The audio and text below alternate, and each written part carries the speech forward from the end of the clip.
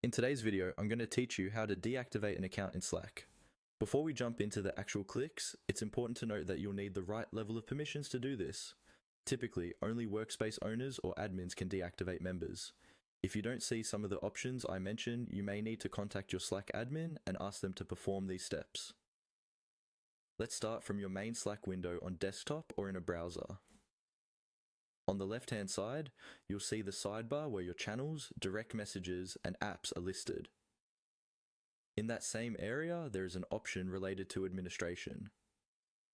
Look for an item that says something like admin or settings and administration, depending on your plan and interface.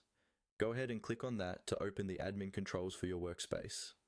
Once you're in the admin area, you'll be taken to a view where you can manage different aspects of your workspace. Here, you want to focus on your members. Look for the option labeled Manage Members and click on it. This will open a list of all the users who are part of your Slack workspace, including active members and sometimes guests. On the Manage Members page, locate the specific user whose account you want to deactivate.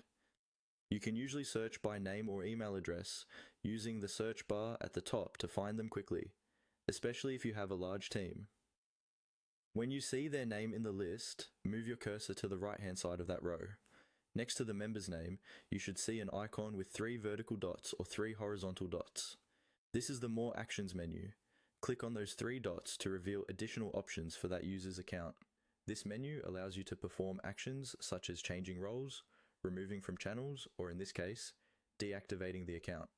From the menu that appears, look for the option that says Deactivate Account, and click on it.